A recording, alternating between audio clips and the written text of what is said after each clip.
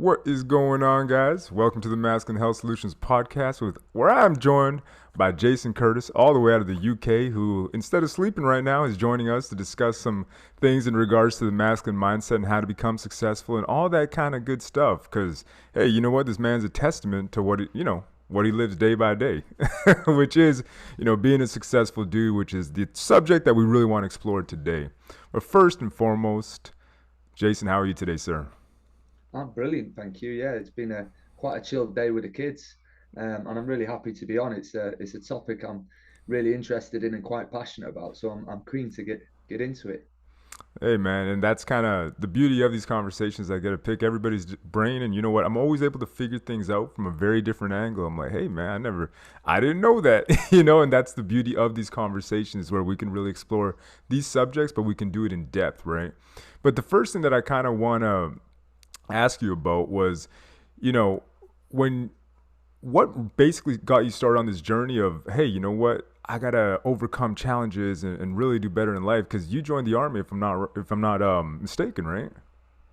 Yeah, so from a very young age, I wanted to join the military, the army specifically, and I wanted to be a physical training instructor in the army. So I wanted to be an infantry soldier because I just saw it as, if you watch a film about the army, you're watching the infantry, the soldiers. So I definitely wanted to go and soldier.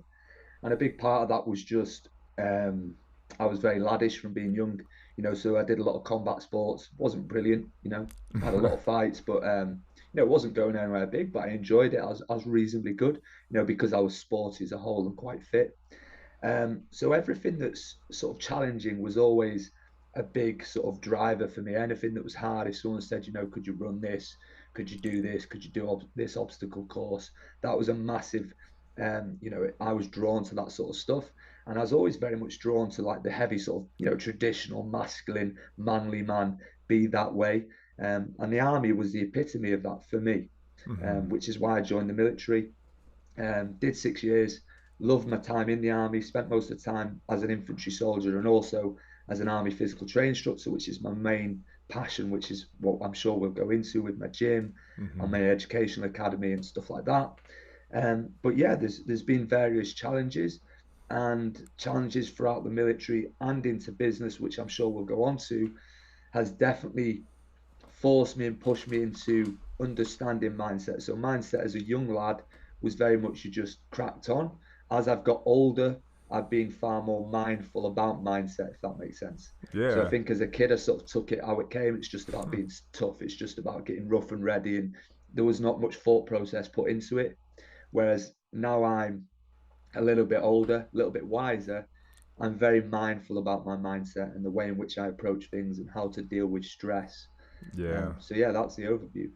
No, it's beautiful because that is the truth. When you're younger, it almost feels like you got all this surging energy. You don't got to sleep. It's almost like you can just redline it every day.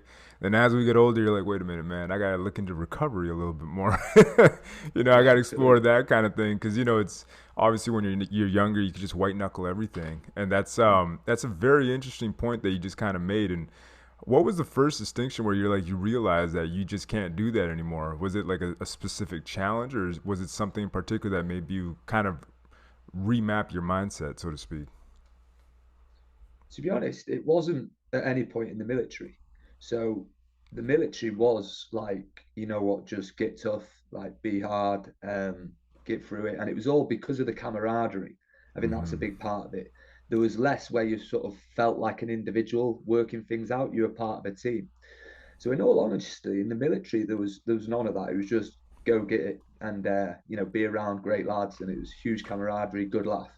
Mm-hmm. And then it was leaving the military, and as I've said on other chats and other podcasts, a big part of my personality was like naive optimism, very much take the leap, grow my wings on the way down.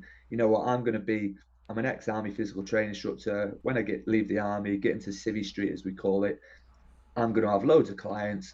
Everything's going to be brilliant. The gym that I eventually set up is going to be, franchised and worth millions of pounds or millions of dollars, and it's all going to go well, right? So it was very much a naive optimism, a little bit Mm-hmm. ballsy, maybe a little bit overly confident because I've been in this bubble of being a army physical training instructor, and then obviously leaving the army, running my own company. So getting out of the army, all I had was a van full of kit. I didn't have any savings, but I was very well qualified. Started to run boot camps on the park. Over the next sort of 8 years to where we are now, financially, there's been some of the hardest periods of my life, to the point at which I despise the term money doesn't buy happiness, in a sense, because although I do believe that money won't buy happiness if you're miserable, it's like the saying, you don't need trainers to run, but they certainly help. And people that tend to say that money doesn't matter have never been broke. Yeah. I've been sleeping in my car. I've got young children. I've been at a point where I couldn't pay my rent. I was paying on a credit card, getting the charges, and that's really what initially was sort of like the humility for me, where I've gone from sort of being in the army in this bubble to Hmm. then being in the real world, not having anyone to back me up. It's just me building this, fitness business essentially. And in all honesty, although I gained success and got a lot of engagement and had a lot of respect within the field, financially, like I really struggled, but because I didn't have any savings behind me, there was no one really backing me. So I really, really struggled. And there's been times throughout business where I've done well in certain areas, but I thought things were going to do better than they did, or I thought things were going to go a certain way and they haven't, and it's really knocked me quite hard, And in all honesty, the financial side of running a gym and stuff has been brutal, in the early years and even through COVID, and that's what's Oh yeah. really made me adapt and start having to think about like stoicism and be mindful about my mindset. Yeah. I mean, it's a lot easier said than done. A lot of people think that they could just jump into any industry, which is kind of, I'm not going to say unfortunate, but it's that pie in the sky mindset where it's like, well, if I started, obviously they're going to come, man. Like, gosh, man, Yeah, I'm awesome. And a lot of yeah, us have that exactly. wrong mindset. Maybe because a guy of your caliber, your pedigree, it's kind of like, yo, you almost expect that, right? It's like, dude, it's like I got all the goods. I can teach you. I got all this experience. But sometimes the world just kind of hits you from a different angle where like Gen Pop's not like, yeah, that's cool, but I'm just looking to shed off a couple 10 pounds and it doesn't really matter that much to me. I may not sign up next week, and it's sometimes it could be a hard reality because it's like you realize that in order for you to be successful, it's almost like that adaptation has to come from you, not them, right? So what was Yeah, one of the exactly. biggest shifts that, took place in your business for you to say, hey, you know what, I got to change my approach and this will actually help me to get through it? Because you mentioned stoicism and I'm like, bro, if you're sleeping out of your car, that probably requires a little bit. Yeah. So basically, what it was I realized that, I mean, a good analogy is they often say that, people think if you write the best book in the world, it will sell. Hmm. But really, it's the hardest part is, I would say 30% of it is writing the book and 70% of it is selling it. Yeah. So no matter how good you are, it's like, don't assume that people are just going to find out about you. Like social media has made things easier, but you are like a needle in a haystack. So when I left the military, I was very qualified. I had had a lot of experience. I've worked with professional athletes. As you can see behind me, there's hundreds of strength and conditioning manuals. I'm obsessed with strength and conditioning. But when I left, I thought it would be a case of naively, I'll hand out a few leaflets, throw a few social media posts up. I'll be fully booked. The first boot camp that I ran on a park, no one turned up, and then I started sort of personal training. It took me a good 6 months to build a client base. And Hmm. during that time, I left my ex-wife. She was obviously living in my apartment. I had no reserves at all. Obviously, I could have stayed at my dad's or friends' houses, but there's a little bit of ego there. You know, one thing with the military is when you leave a lot of lads in the infantry aren't necessarily from good backgrounds or from have wealthy parents or parents that can look after them in that way or help them out. So I think within the infantry, when you leave, there's a lot of lads that are sort of looking to see, how long till he's back in. He'll Mm. be out a year, realise he can't hack Civvy Street, and he'll be back in. So there's that sort of pride element to it. So there was weeks where I was sleeping in my car, really struggling. But I think I realised that I can't just go off like my qualities. I've got to be a more well-rounded businessman. So I realize it's not just me as a coach. I can be the best coach in the world. I can be the nicest guy in the world. I have to develop other key sets, Yeah. skill sets to sell myself. So what I did was eventually, not to go too far into it, but my van's gearbox broke down. I needed somewhere to store my kit, so I stored it in the local boxing gym. Couldn't afford to fix my van, so I sold it to the garage that give me the quote on the gearbox. They give me about 300 quid for my van. The mill owner that owns the mill that was, the boxing gym was in, had a small room. He said, look, you can have that room for 30 quid a week or 40 quid a week. It was, around $50. And I said, Garth, I can't afford that. And he says, well, I'll give you 3 months rent free. So what I did was I just had my uniform for my gym, which was just like a sports top and trackies and trainers. Hmm. And even though I wasn't fully booked, I went to that room from 6 a.m. till like 9 p.m. and I just filmed social media videos and I just Nice. wrote articles. I had a website. So I just filmed videos, threw them up. Granted, 8 years ago, almost a decade ago, social media videos did a lot better than they do now. Facebook pages were far more, um, I could put a video up and it would get 1,000 views or two Hmm. thousand views, and it wasn't even going viral. It only had a few hundred likes. So I think it was a more effective form of advertising at that point. So I started to throw myself into pushing out videos online, and it still took a long time. But then once the clients started coming in, I it snowballed from them after about Yeah. 6 months um, because of my ability as a coach. But throughout that time, it was very much about just completely believing that it's going to happen. So it was very much knuckle down, believe that it will happen, and keep grinding. And I don't know how much further I could have gone because financially I was racking up debt, but it was literally just keep going every day, get the work done. I think it's very key for people to understand that in them early stages, there has to be a lot of the time a little bit of a grind. They often say, don't they, what gets you to 90 is not the same as what gets you from 90 to A 100. hundred. So a Yeah. lot of people listen to all these gurus and stuff and think you need to do this, you need to do this. And I think in the very, very early stages, you do have to be willing to just work and get Yeah. it done and throw the hours in, you know? Yeah, no, because I completely agree with you. Because it's interesting because I'll watch certain coaches and certain people talk about, it's like, oh, you got to make your first million, this, that, and the other. I'm like, first million? It's like, why don't you worry about making your first 10K, brother?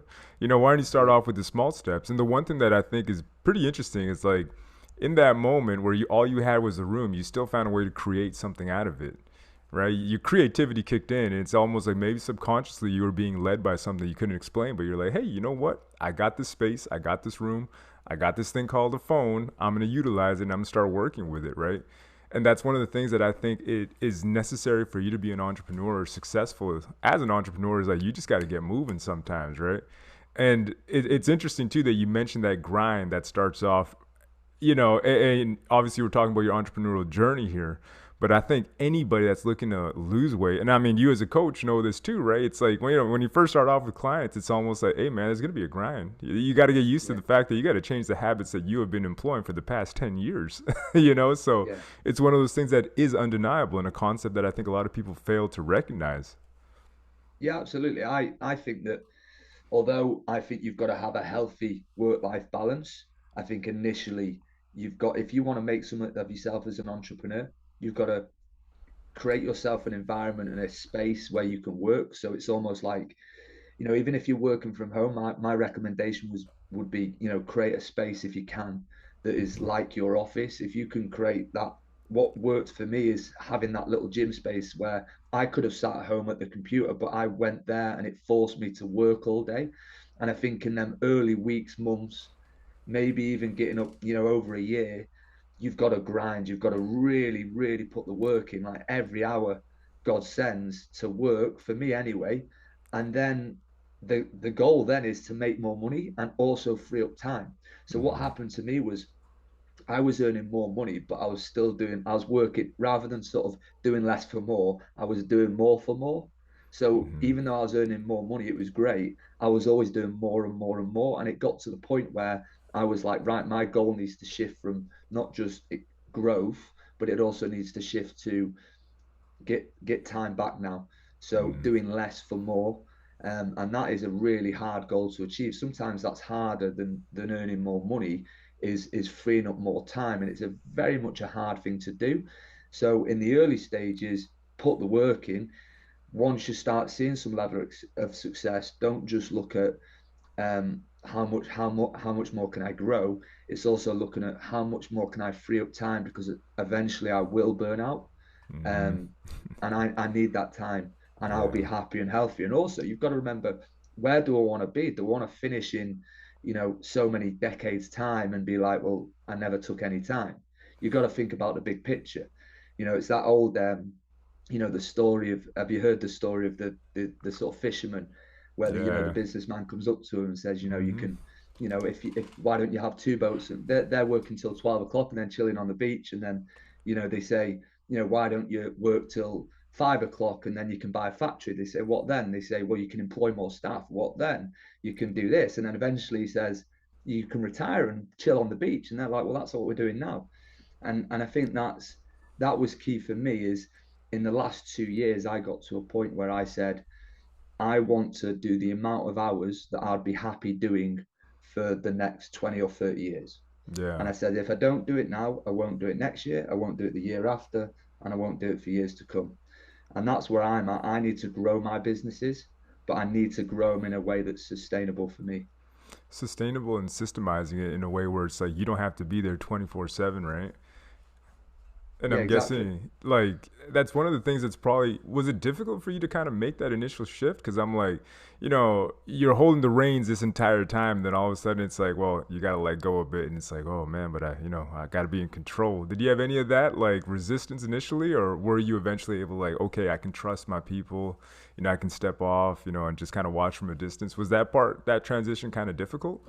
Oh, yeah, absolutely. Because especially in the fitness industry, and I think it's in most industries, people do buy into you, Mm-hmm. and you become a part of the brand. If you are the face of the brand, you become that brand, um, and people want you. And in all honesty, yeah, it was you do become a little bit of a micromanager, and you do, um, not necessarily trust, or you don't think that people are going to do as good of a job. And sometimes they do a brilliant job. Sometimes it's better in many aspects, and a lot of time it's not as good.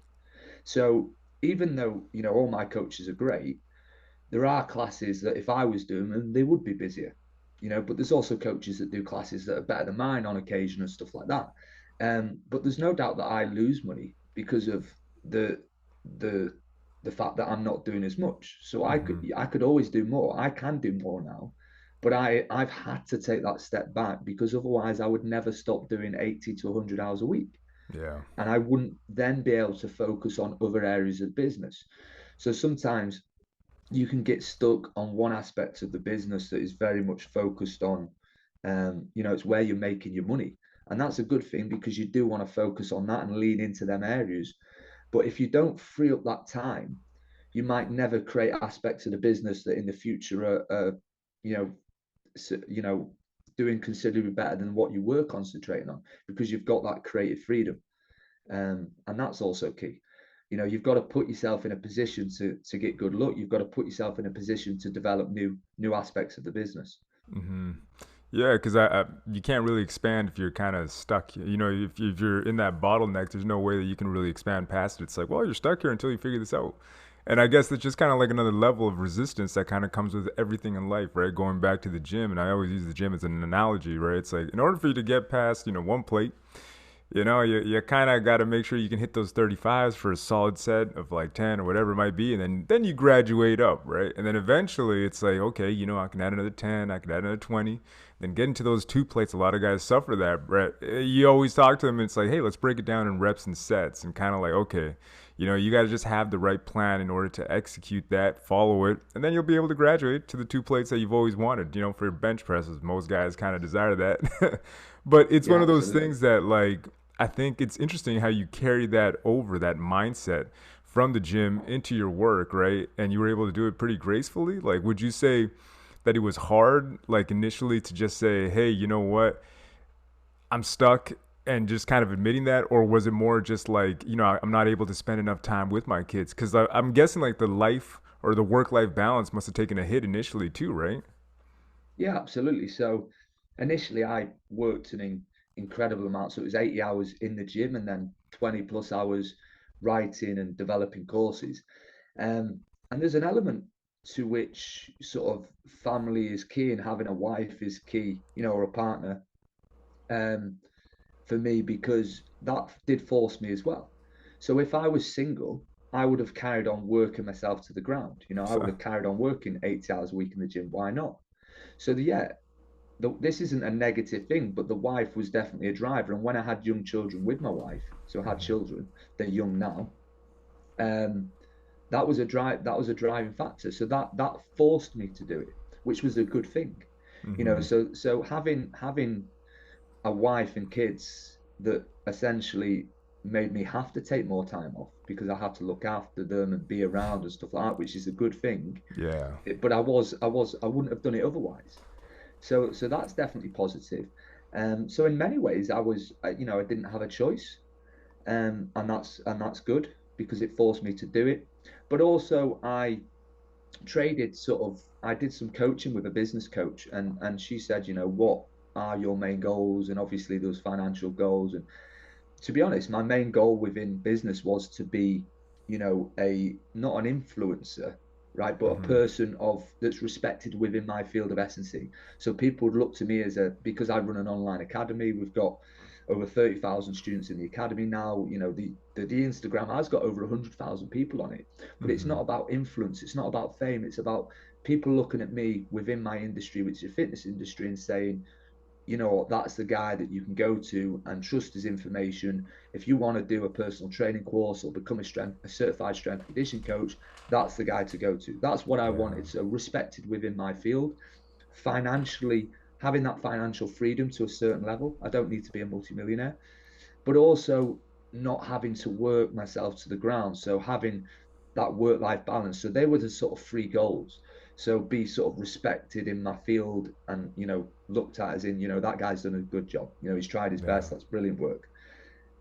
Have um, some level of financial freedom. Don't have to be wealthy, but, comfortable, and have time with my family. Because when you listen to the podcast, for example, where you get all these multi-millionaires and billionaires and they'll talk. The number one regret is also I should have spent more time with kids. Yeah. That's the one thing that you'll forget. No one will remember you for how much you worked, but your kids will remember how much you worked. Yeah. So it's I'm very conscious of the fact, like, my kids are, I've got an 8-year old and then I've got a 3-year old and a 1-year old. And looking after the 3-year old and the 1-year old is really hard work. And sometimes you finish a day and you're just like, oh my God, I'm so drained. But I know that I will look back at that. This period of like 1 to 5 is like magical. It's when they're truly Yeah. children. And I will miss that so much. And I know I'll miss it profoundly. But sometimes while I'm sat at home, I'm just like, oh, I just wish I could be in my office writing because it's hard work. Yeah. Um, so yeah, it's in all honesty, it was hard, but it was non-negotiable because of my wife and kids. Yeah. And also, I think in the early stages of business, when they're your babies, you're overly protective. Once you've done it long enough, you start to get a little bit tired with the business in a sense, and you're Yeah. far more comfortable about giving it to other people. So at the start, it was my baby and no one could touch it. After a little bit of fatigue, I've been doing this almost a decade now. You sort of like, yeah, yeah, you take that class. I've done thousands. So I think Yeah. it's a little bit of fatigue there. Yeah, but I mean, the one thing that I think is incredibly overlooked, and it's a concept that I always bring up when, people ask me about like, what's the most important thing amongst men, and the number one thing that I always say is respect. Like, I Mm. even went to a conference one time, and it was all about love and respect. Women want love, men want respect. You disrespect a Yeah, man, it's all right. How many fights have been started because this guy disrespected me, bro? Like, yeah, yeah. it's the number one thing that kind of plays into it. And obviously, to your point, it was very interesting that you made that distinction from the get go. It's like, I'm not an influencer. I want to be respected in my field for my knowledge base. And obviously, you go into the social media side of things because, hey, you know what? It's something that's completely relevant now. Like, it's part of the game. And obviously Yeah. that plays into the whole adaptation process, which you kind of just identified right from the get go, where it's like, no, I have to do this because, sometimes I look at some of these dumb trends, like, I'm not going to do a TikTok dance. Sorry, I'm not that guy, right? Especially if you want to be respected in your field. However, you want to talk about clean snatches, jerks. Okay, come to this page. We'll talk about this stuff. We'll discuss this. We'll talk about proper form in a back squat. And obviously that gains respect because that's the other thing that I see a lot of trainers, including myself. I'm like, I'm kind of scared if I put like an exercise up and then people are going to judge me for it not being perfect. But that's also how you gain respect and like how well you can present it to the world, right? So kudos to you for making that distinction from the get go. The other thing I was going to say that I found very interesting is that you were able to find the balance between having your kids propel you forward slash scale you back almost too, because it's like I think that's the one thing that I keep hearing as a recurring theme is obviously I wish I'd spent more time with my kids, more time with my kids, because I'm like that's it's something that weighs on me too. Like I had a 12-year-old and an 8-year-old, and it's like sometimes you just gotta take a step back. And obviously, like I did a bodybuilding competition, and it did really require a lot more time in that last month. And I'm like, you know what, 1 month is okay, but to do this for a full year, I don't know how certain people can do that. And it's super interesting to hear it from your perspective of the entrepreneurial side of things, where it's like, hey, this can impact me for the rest of my life, and I can regret it, or I can use it as a way to just kind of like, fuel, fuel you for success, which I find to be very, very interesting. Yeah, so I think a good analogy, because you've used quite a lot of gym analogies, is when it comes to sort of strength conditioning programming, you have what's called like periodization, which is Mm-hmm. the development of the big picture plan. And a lot of people critique periodization because they see it as too dogmatic, creating training phases like, in the early phase accumulation, you might be working on volume and then you increase intensity. Like linear Yeah. periodization is high volume working towards high intensity. But where realistically, you don't have to be that dogmatic. All periodization is a big picture plan where you're planning the year. Here's the major competitions. How are we going to peak for these events? And Mm-hmm. most of the time, training's quite concurrent. We're working different performance qualities at the same time in any given week. Now, I think as an entrepreneur, as a man, you need to always have the big picture plan in the back of your mind. So Mm-hmm. regardless of whether your sort of short and medium term goals are, build a business, do this, do this, do this, you've always got to have the big picture plan of, yes, during this phase, I'm going to be working hard at the business and maybe I'm going to put a little bit of overtime in. And I think it's key that parents, you're always going to feel guilty when it comes to your kids because you love them unbelievably so, right? But at the end of Yeah. the day, I think people are also too hard on themselves. So there's going to be times where you're going to have to work because you have to work hard to provide them with the life that you want to give them. But it's having that big picture plan in mind where you're also always reverting back to going, but what do I truly want? What am I Mm. fundamentally doing this for? Like, so for me, yes, I want a full gym. I want my education academy to be bringing in the sales, for people to be doing my courses, going, you know what, that was the best course I've done. This guy really knows what he's talking about, and he Mm-hmm. coaches well. But I also want to be around for my kids, and I want to have that free time to, I'm an avid reader and stuff like that. And sometimes I'll be conflicted because I'm like, I could do more editing on one of the books that I'm writing, and I have to force myself to stop and go, you know what, read another chapter of the Silmarillion, Lord of the Rings, that I'm into, that's not going to benefit any of my training, because you you want to get to the end state and look back and go, you know what, that was a really fulfilling time, and I don't regret not spending time with kids. I don't regret being sat up every evening just writing away. Yes, you might have earned a bit of extra money, but at the end of the day, that money's, you're not keeping it when you go. Yeah. Um, so it's one of them. Interesting. And the other question I had, because as a father, it's something that kind of I wouldn't say keeps me up at night, but it's something I do think about because, when I was training, or whenever I train, right, sometimes I was working out at home during COVID, and then my son just grabs the 8 pound weights, and I don't know what the hell he's doing, but he's like, yeah, me too, and I'm just like, yes, like and that really, like, honestly, it satisfies my soul because I'm Yeah. just like, hey, you know what? How important is it for us as fathers to do good work so that our kids can see it and model it? And the question I have for you in regards to that is like, what is the one quality that you want your kids to really take from your life thus far? Like, if they had to judge you, let's say in the next 8 years, and they're like, yo, there's one quality about my dad just fascinates me. It's the same thing that I want to replicate. Mm. So I would actually say there's one that number one that doesn't necessarily relate to sort of my work ethic or anything like that, which a lot of people say stuff like be kind, but I don't necessarily agree with that. I think it's be fundamentally a good person. Mm-hmm. So you can actually be quite a hard person and not a particularly generous or particularly come across as particularly kind, but you Mm-hmm. can still be fundamentally good. So I might have had sergeant majors in the military were like some of the scariest, hardest men you'd come across, but they were fundamentally good. They were Yeah. fundamentally fair. And to me, that is the highest level of of human being. So, especially as a man, for me, is being fundamentally good, where someone would look at you and say, yeah, yeah, that guy could be hard, that guy could be soft, he could be generous or not, but he's fundamentally good. You know that you can Mm-hmm. trust that individual. And to Interesting. me, that's the key quality in anyone. So Friedrich Nietzsche had that Ubermensch, that sort of Superman. It was very Yeah. sort of dark, wasn't it? To me, what is Superman is that guy that is fundamentally good, right? So Yeah. you can trust that person. That person is not going to backstab you. He's just fundamentally a nice person. Where although he might be quite harsh and tell you what he thinks, he's fundamentally good. He's Yeah. fair. That was actually a piece of business advice that I was given, which was the best advice business wise I was given really in the early stages, which was don't be nice, be fair. And Yeah. don't just be fair to them, be fair to yourself. Because actually, I was quite soft as a businessman, very nice, easygoing. And it's key to be fair because people aren't necessarily trying to do you over, but everyone's fighting their corner and you've got to fight yours. So as long as Yeah. you're being fair to them, you'll sleep at night. And I think being fundamentally a good person is being fair to people. So sometimes being fair is quite hard on people, but fair's fair and business Yeah. is business. And that's definitely something I'd want to instill in my kids, where they've got that core value of just Mm. do the right thing. I think that's key.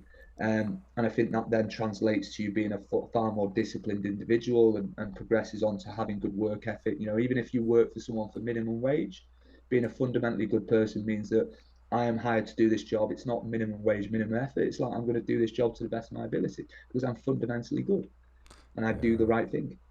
That's interesting. And you're right. The carryover carries over into every aspect of our lives. And to your point, it's kind of like, I mean, I was listening to Bedros Cooley and he talks about that all the time as well. It's like you got to be a savage servant, right? It's kind of like you got to do your best to obviously, it's like when it's time to kind of stand up for yourself, you can do that with no remorse and just be like, no, these are the rules.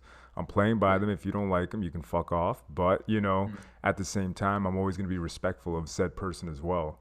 But it's almost like you got to drop these boundaries and you always got to live by them. And I think a lot of people, to your point about kind of being soft at the onset, you're right. It's a struggle because you're like, oh, I don't know if that's fair enough for this person, but it's like then you look at industry standards and you're like, wait a minute, like I'm screwing myself over, which I found to Mm. be very very interesting. Is that you said that too? It's like being fair to yourself.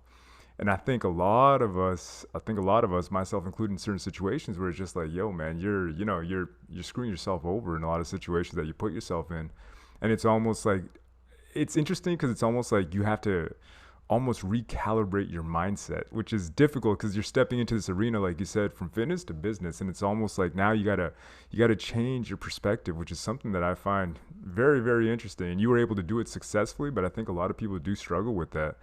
But in regards to that too, with like your children and obviously having those core values, how important would you say it is nowadays that men be in the lives of their children? Because we're seeing an epidemic of single moms and all this kind of stuff. Like how important would you say that masculine mindset is in the life of a child? Yeah, so I think it's hugely important. I think one thing that I'd sort of caveat to start is that obviously the circumstances of people are what they are, and I think a lot of single mothers do an exceptional role of taking on the masculine role as well. But I Mm-hmm. definitely think in any child's life that when you have a mother and a father, like what I can clearly see, as much as there's a lot, in today's world, there's a lot of people that don't live in the traditional sense, and you don't have to have that nuclear family in the way that we all perceive it. However, without me trying to be, a traditional household, that is the way it's fallen. So my wife is the primary caregiver, and if the kids are a little bit upset, they run to her, right? So she fills them with more care and attention than I do.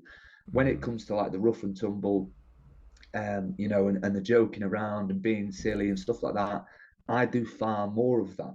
But I also feel that, you know, there's just clear differences between me and my wife. And Mm-hmm. there's clear differences in the way that I would sort of speak and interact with them. And I think that is absolutely essential. I don't think, I don't think it's crippling if there's not a masculine or a feminine figure in your life. I think Mm-hmm. human beings are incredibly resilient. You can see that with kids that have the best upbringing in the world and ultimately end up being, really struggling in life and struggling with themselves, and people that have incredibly hard upbringings and they're the most successful people in the world. So I think even little children are incredibly resilient, but I think in an optimal circumstance, having their masculine qualities and then feminine qualities, you can just see the dynamic. It's I'm a big believer in, it's quite not necessarily controversial, but I'm a big believer in evolution biology, that Mm-hmm. we have evolved to be this way. And the fact that I've got like a son and a young son and a daughter with my wife, I see it all play out. I read there's a really good book like The Chimp That Understood the Universe. Mm-hmm. I can't remember the author, but that was all about evolution biology and the way in which the men would play certain roles and the women would play certain roles. And although in a modern society this can all change, Mm-hmm. and people can do what they want to do. I'm very much libertarian when it comes to that. Like, you do you when it comes to being a grown adult. Mm-hmm. But fundamentally, what I see playing out is the biology of men and women and how they interact with the children. And I think actually the children excel in that environment where Mm-hmm. they've got the contrast. Yeah, no, and I think that's kind of why I bring it up, right? Because it's like it's interesting you said that too. That distinction that kind of lies there, where it's like when you're at home, you're right. You got two different ways to go about things. You got the feminine and the masculine that kind of play into it, but when they work together, it almost works in harmony. And obviously, it's one of those things that hey, not every kid has that. However, they can always be successful, and even finding a role model like yourself, which is the other thing I was going to ask you, is like how do you integrate some of these qualities into your courses and what you do on a day-to-day basis and your business for that matter. So I think it's actually what my most recent book that has really delved into that. So I've published about 20 manuals so far, but a lot of them are just, programs and stuff like that. Some of them are quite substantial, like the strength training manual. And in all honesty, I don't think I allowed myself to put in much of my sort of ethos into them as much as I would like. There's a little bit, there's snippets of it, Mm-hmm. but very much the strength manual was looking at, right. It has a section on squat, and then it's back squat, front squat, overhead squat, box squat, section on hinge, deadlift, stiff leg deadlift, RDL, all that sort of stuff. So it's Mm-hmm. very much systematic. Now, what I've done recently is I've come up with a fitness race. It's called the Deadly Dozen. It's 12 times 400 around an athletics track with 12 what I call labors, which are exercise stations in between, like kettlebell deadlift, farmer's carry, overhead carry, Ooh. dumbbell snatch, stuff like that, right? So it's really intense.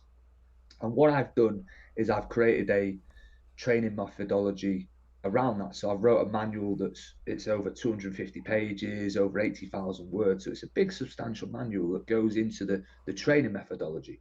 Mm-hmm. But because I've bought into fitness racing so much, bit of backstory, and I'm sort of going off on a little bit of a tangent. I was very skinny combat sports, cross country runner, got big in the army, not big, but big for me Mm-hmm. because I got into powerlifting and weightlifting, leaned into the strength side. Through COVID, started to get in, I was drinking a lot more through COVID, powerlifting, felt fat, was about 108, 110 kilos. So I was about Oh, 18 stone, so yeah. 230 pounds. Um, got into fitness race, realized there was something missing my train, no buzz, wasn't really getting involved with it anymore. Got into fitness racing, like things like high rocks and stuff. Lost over 50 pounds, Huh. feel the fittest I've ever felt. I mean, I was a young army physical training instructor. I was 15, 20 kilos lighter even than I am now. And I still feel fit and no injuries, right? So I'm massively bought into this fitness racing, and what I realized I was missing was really hard physical training. So, like, Mm-hmm. it's hard when you're lifting heavy weights, but really you lay on a bench, right? It's Mm-hmm. not that hard, is it? Like, what's hard is doing like a 1K row, 1K Oh, run, 200 meters of farmer's carry. You know what I mean? As fast as you, real hard physical training. And I realized that's what I was missing. So I wrote this manual that explains this whole methodology. But this was the first time that I really wanted to go, you know what? I want to put across not just my training ethos, which is very much this what I call conventional fitness racing. So it's not CrossFit, like specialized with weightlifting and gymnastic type movements. No technical barrier to entry. So, farmers carry, nothing's crazy heavy. It's just done for high reps. yeah. And I wanted to put my ethos, like what is my mindset? And my mindset is fundamentally stoicism. And Mm-hmm. I feel that stoicism is the most, it's not as misunderstood now because of all the podcasts, like Daily Yeah. Stoic and everything. But fundamentally, when I speak to people about Stoicism, it is still the most misunderstood if they've not watched the podcasts on it. Because they stay it as having a stiff upper lip and bottling stuff up. And it's the complete opposite. It's knowing what is external and internal, what things you can really change, Mm-hmm. and taking a emotionally intelligent view of it.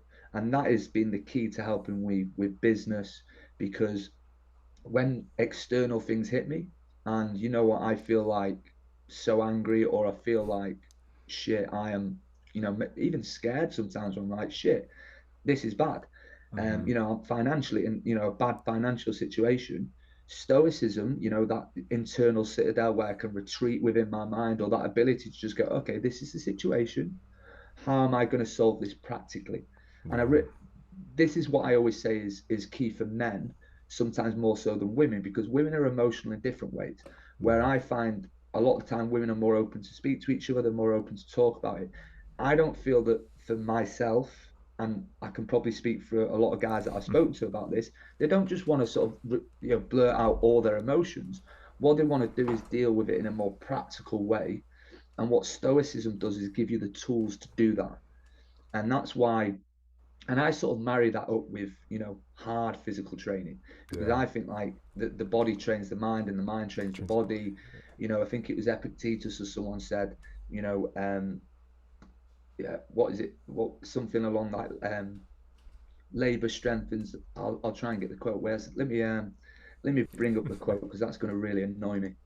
One second. It's on the tip of your tongue, but you just can't It's on the remember. tip of my tongue, and I can't. And I want to get the right. I don't want to misquote Oh no, I've been there who too. it was by, because it was you've got the sort of Marcus Aurelius, you've got Yeah. Seneca, you've got Epic. So it's Seneca, that was right, not Epictetus. So it's difficulties strengthen the mind as labor does the body. Mm, So I definitely see the two as they marry together. So yeah. hard physical work is in physical exercise, and also like that stoic mindset. And I think it's the perfect pairing for men, especially. I'm sure Yeah. lots of women, but I can only speak about myself being a man, and the sort of men I've spoke to that it really, really clings to. Yeah. No, and you're 100% right because I mean, when you're pushing your body to its physical limits, let's say doing whatever exercise that you are, it's kind of like, well, the mind is still technically in charge, but the mind is always in charge, but the body is basically yelling at it like stop, stop, stop, and that's where you come in with stoicism. You're like, no, we have to do the job, and that's when your body's like, oh, let's recalibrate, figure this out, because he ain't stopping, and that's where you kind of Yeah, develop that whole. That's where the perspective, and that's where you kind of get that mindset shift, where it's like, we're gonna keep doing this. Oh man, all right, like let's figure this out, and that's where the body kind of just has to react to what the mind is telling it, and that's where the mindset comes in. To your point, that's where the stoicism plays in, and that's where you can develop that stoicism muscle, right? Because I 100% agree with the fact that unless you really know what really tough physical labor really feels like, you're never really gonna understand it. Some people will watch like a CrossFit, like or even a professional soccer game, football game, whatever, and they're gonna like one of the dumbest comments I always hear, and usually it's from young kids or people that have never played the sport, like, "Oh, I would have stopped that. I would have solved that issue. I could have taken that hit." I'm like, "Bullshit, man! Like, you could have done it. You would have done a damn thing. You haven't even sprinted since like you were 10 years old, probably, right?" And that's kind of where you do have that reference point, which I'm going to say kind of gives you an advantage. And what we're seeing in the entrepreneurial field too is like a lot of the old school guys are more like, hey, just sit back on your computer and just work on this stuff all day, which obviously, mentally very straining, like it's very tough. But we're starting to see this. I kind of feel like a lot of the entrepreneurs of today are more into developing the body globally, right? It's like mind, body, soul. And I really feel like that holistic approach is playing into it, which is another thing I was going to ask you. Because, I mean, you mentioned stoicism, so I'm guessing there's something you might be doing for your soul. Is there anything that you take in any practice that you have, like breath work or meditation or anything in regards to that? Or, is your approach just kind of like a walk in the park or something? yeah. So I honestly, my motto when it comes to pretty much anything in life for me is, if I'm stressed, if I've got a problem, If have just woke up on the wrong side of the bed, is get your heart rate up. Mm. So I always say, never judge how you feel till you're warmed up. You can feel like crap and then have the best session you've ever felt. You Been can have there. an argument with your partner, feel like absolute shit, go have a hard workout. And if I always say, if you never judge how you feel until you get your heart rate above 80% of your heart rate. If you Mm-hmm. get your heart rate right up, that's going to stop you feeling the way you feel, all them negative emotions. So for me, what I can say is what is, and this might sound too much, but what is truly like spirituals for me, where I reach what would be for whatever person would say like nirvana, or where if you were to meditate and you just hit that flow state. For Mm-hmm. me, what that flow state is when you have got your heart rate right up past threshold Mm-hmm. and you're so uncomfortable, and then afterwards when you're just you're replenishing all that oxygen there. Like, to me, there's nothing more intense than that, and nothing more rewarding than when your heart rate is just shot right up through the ceiling towards maximum heart rate. That there, to me, is, I would say, physically the most special thing I can achieve. Yeah. And I would say to anyone, like, if you suffer with any sort of whether it be stress, whether it be anxiety, like, try getting your heart rate up as soon as possible. Like, in the morning, get your heart rate up, get it right up, do hard physical training. One thing that I realized, which I've done hard physical training from being very young. I did Thai boxing very young, boxing, Oof. joined the military, was always training hard. I never really realized the benefits of it on a mental level, on a just an entire holistic level, until I got into like just like powerlifting. And then work got that overwhelming that I would, because the gym's like my office, rather than sort of training, I'd get distracted. I'll answer a few emails, I'll edit a bit of a book. And once I sort of stopped that hard training on a regular basis, I can honestly say I got soft, and not Mm. just physically soft. That translated to like mental softness.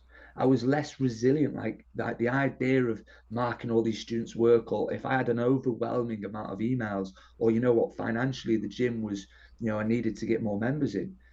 I was feeling softer, and I never realized this till I got back into hard physical training, because there was Mm. sort of like a 2 year window where I wasn't really doing much of it.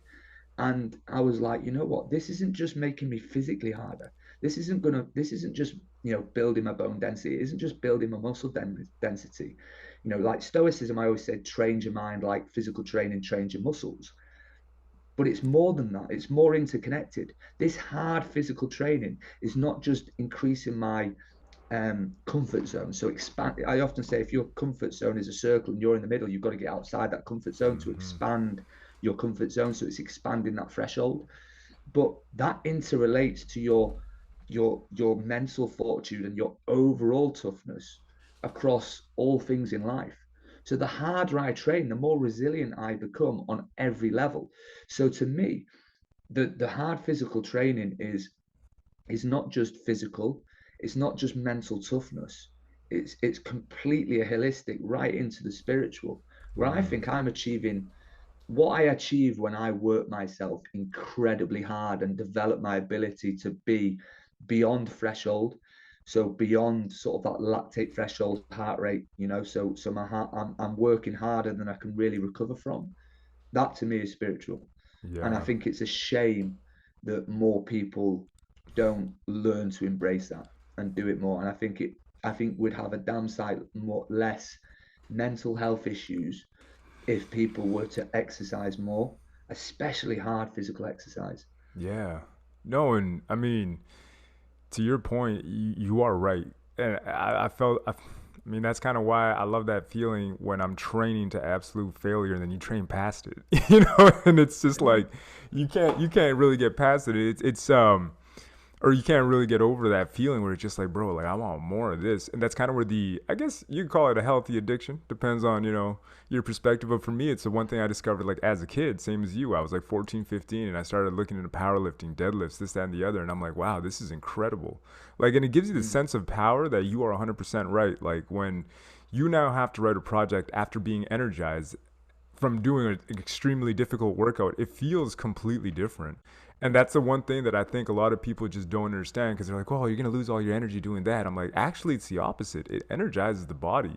It helps to basically get you back in a place of just energetic focus globally. Like the whole body reacts in a positive way. It's almost like your body's craving it.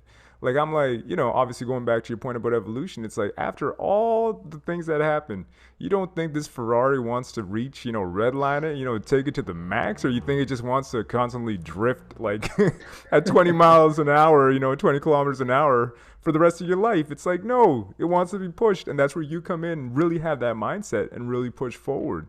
I think it was Earl Nightingale who had that old analogy. It's like where he's just kind of like slowly shifting across the stage. Like, what are you doing? He's like, I'm just replicating you guys going through life until you die. And I think that's unfortunate, but it's one of the things that we see with a lot of human beings is they just don't push, man, and they don't realize that that push is what's actually going to reinvigorate you and really give you the energy to pursue other things. The carryover from physical labor, I mean, to your point, I think is just unmatched. Mm. Well, I think that a lot of things that are key, what people are doing for sort of wellness and mental health is fundamentally just applying stress to the body. So Mm-hmm. I think stress is mischaracterized as a bad thing. Now that's what we call like negative stress or distress. But what we're talking about is eustress. So EU, it's the Greek term for good, like good stress. Mm-hmm. So stress on the body is good. So when you get in an ice bath, you're stressing your body. Oh, When you're completely. hungry, that stresses the body, so it has benefits. When you go into warm like a sauna, that stresses the body, so it's a good thing, right? So all these things that people are doing for their mental health and to like spark all that good feelings, all them endorphins, is all applying stress to the body, Mm-hmm. right? And I believe that physical exercise, there's no better way to stress the body, like raise your body temperature, raise your heart rate, vasodilation. You're getting all that fight or flight response. So everything that's, that happens when you're stressed Mm-hmm. occurs during exercise. Yeah, your heart rate elevates, your muscles become tense, and I think that's why it's absolutely key that the human body needs to experience stress on a daily basis, and it benefits from stress. What we know is if the stress is prolonged for too long, is where you get burnout, you start to produce more cortisol, you get Mm-hmm. your immune system drops, you get ill, and that's what we call overtraining, and we get overstressed in life with work and stuff. But if you were to do nothing all day, like there's nothing worse than sitting on your sofa all day, but there's nothing better than sitting on your sofa after working hard. Yeah, so Mm-hmm. if someone said to me, right, you're going to sit on your sofa all day and do nothing, actually halfway through the day you feel like shit. Now, if Mm-hmm. I go and run a marathon and then sit on the sofa for all day, like there's nothing better. It's amazing. Yeah, Mm-hmm. because relaxation is only good after a bout of stress. So we need to find ways to stress the body. So not everyone's going to be into hard physical training stuff like that, and that's where I think things like walks, mountaineering, things like ice baths and saunas are beneficial because it's a way of applying stress. Even though saunas can be quite relaxing, it is quite stressful as well on the body. Yeah. And I think these are all key. I think exercise is the best by Yeah. far because you're increasing bone density, you're increasing muscle density, which, in terms, you read any study on like long-term health, Longevity. bone density, Mm-hmm. muscle density, and it's not just longevity, it's health span. There's Mm-hmm. no point, you want to live a long, healthy life. And Mm-hmm. the key is to strengthen the body to make sure that you can be active in your 60s, your 70s, your 80s. I'm a firm believer that with the way that it's going, where more and more people are training, the future's 80-year-olds are going to be like today's 60-year-olds. It's not Mm-hmm. it's not that rare nowadays to see 60-year-olds and stuff in the gym, and even 70-year-olds. Yeah. Don't see as many 80 and 90-year-olds. Give it a few decades, it's going to be completely normal to see 90-year-olds in the gym deadlifting. Mm-hmm. 60-year-olds are still running ultra marathons now. That's going to be pushed back and back, and not because people are necessarily living longer, it's because people's health span is longer because they're training harder. And when you train harder, you're more conscious of your nutrition. It all goes hand in hand. To me, Yeah. exercise is the key. Obviously, I'm biased because I'm a strength and conditioning coach. But fundamentally, you'll never speak to someone that exercises and says this doesn't benefit them. And I think Mm-hmm. it's a real shame when people have a dislike because they've not been. I know if you've not got good genetics for fitness, which is true, like some people are naturally fit, they have high baselines. I understand why, if you struggle at something, you don't like it as much. But if we can change the education from a very young level, not to see exercise as a punishment for, say, eating too many calories or cross country as a punishment, and seeing physical exercise not just as sport, because not everyone's into sport, but just being physically active. seeing it as a key part of our lifestyle. Hmm. I think we'll get round to people, and I think you'll see far less health, both physical and mental health issues as people age, if they're Yeah. taught to have a positive relationship with exercise from a very young age, not see it as punishment or something they have to do to burn calories. But I think you're right. That shift is happening, man. And I think it's awesome to see exactly to your point, how many people that are way older now are actually working out hard, right? Versus years past where you'd see them do like, I'm out knocking Pilates, but they do Pilates and some of this like jumping jack aerobic kind of step up stuff where you're like, that's fine and dandy, but that's not Yeah, really going to protect your hips, honey. Over time, they're yeah, still yeah. going to get brittle, osteoporosis is going to show up and all that jazz. So I think it's super important that, yeah, they obviously get some strength and conditioning going, right? So it's going to make a massive impact in the next couple of years. But that being said, I want to be respectful of your time, Jason. Where can we find you? And tell us more about your academy. Tell us more about your website. Tell us more about your courses. All that good stuff. Yeah, so I appreciate that. I've really enjoyed the chat. So yeah, I run an academy. So if you search Coach Jason Curtis on Instagram, it is Strength Condition Course the name, but Coach Jason Curtis on Instagram, you'll find me. Basically, what I do, which developed the following in the academy, was I give away free ebooks, 3 times a week, and some of these are quite substantial, in excess of 300 pages. Anywhere from minimum of 10 pages up to 300 pages. It might be muscle manuals or strength programs or running programs. So because I've written so many books and stuff like that, and I enjoy written content, and that's how I differentiate myself from other Instagram accounts and social media accounts. It's just written content, and all you have to do is comment on the post, and we send you the ebook. So there's no sort of catch to that. All it is obviously is if I can sort of gain a good following, I can then hopefully upsell to the courses that I do sell and the books that I write. So yeah, you can find everything that I write on jasoncurtis.org or just strengthconditioning.com, which is my academy website. But I'd definitely say check out my Instagram, because there's just masses of free content. And if you comment on any post, even if it's way down the feed, I've automated it that you basically get sent the ebook. So you can Awesome. literally get your hands on over 300 ebooks at the moment, and it's all to do with strength conditioning, physical health, and well-being. Awesome. Awesome. And I'm going to make sure that all the links are always included in the description. Jason, thank you again, man. No worries at all. I really appreciate the chat. I enjoyed it. Hey, me too, man. Till the next episode, guys.